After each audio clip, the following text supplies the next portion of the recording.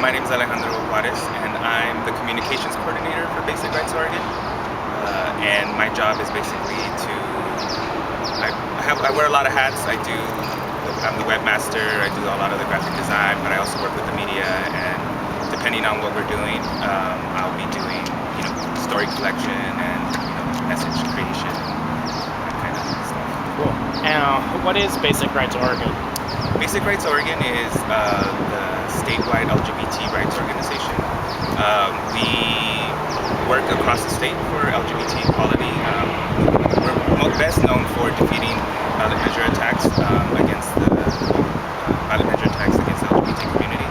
And most recently, we've been working on anti-bullying, anti-harassment bill in the state. We just passed that, so we just won our victory at the end of the session, so it's pretty exciting. Yeah. And so we work from everything from marriage equality to discrimination, and also branching out into youth work right now with our safe schools legislation.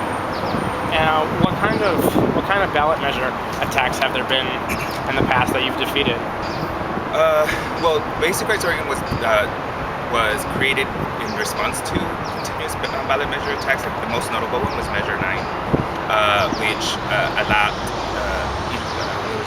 which made it illegal for LGBT people to teach in schools. Wow. What year was that?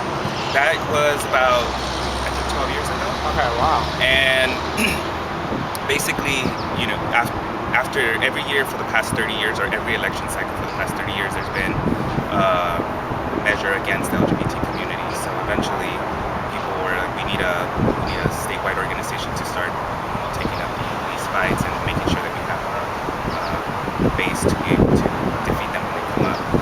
So the last couple of years after Measure 36, which was the Defense of Marriage Act in Oregon, that defined marriage between a man and a woman, Basic Rights Oregon has kind of been more proactive around our policy. After we lost Measure 36, which was the Defense of Marriage Act in Oregon, that defined marriage between a man and a woman, between one man and a woman, we started being a little bit more proactive around what we were working on. After that, we were very limited on marriage equality. So the 2007 legislative session, we managed to pass one of the most progressive, comprehensive domestic partnership laws in the country. It's defined as all of the rights and privileges of marriage, and so the only things that we don't get are any of the federal protections. Wow. So once you leave the state, it depends on what state recognizes marriages or domestic partnerships. Yeah. But for all intents and purposes, it equals marriage in Oregon. And then at the same time, during the 2007 legislative session, we also passed a pretty comprehensive anti-discrimination policy that included gender identity and sexual orientation. So before that, it was legal to fire people because they were gay, lesbian, bisexual, and transgender. It was legal to discriminate on hirings and to refuse service and all of that. So until 2007, when we passed our anti-discrimination law, we managed to make that illegal. And after that, we were gearing up for, once we passed our domestic partnership laws, our opposition was threatened to collect enough signatures to put it on the ballot again, or to overthrow it, and they just didn't come up that year.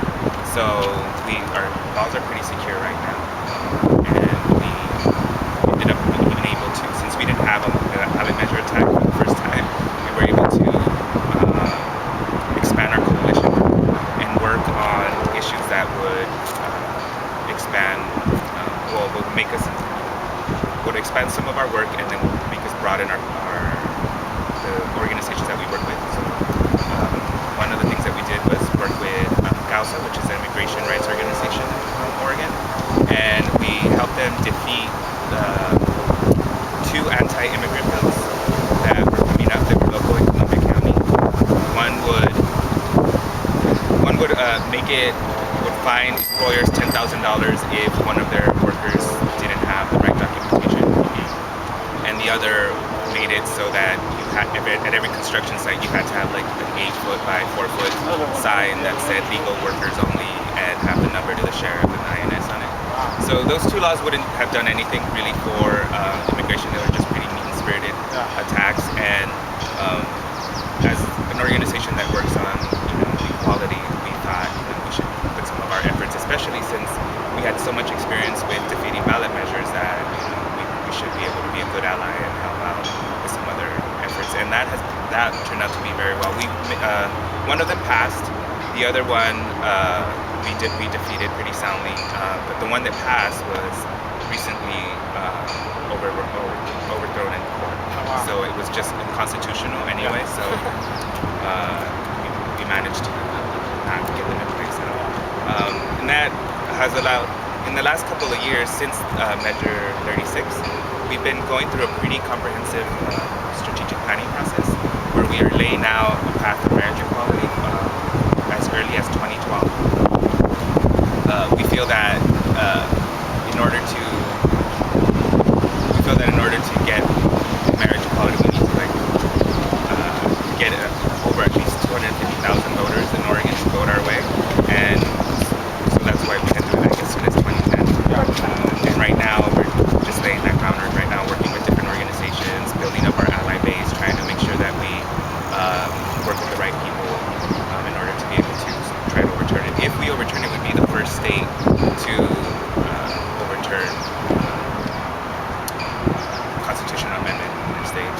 So we're pretty excited about trying to be the first to do that. And if it works in Oregon, then we would probably be starting the trend.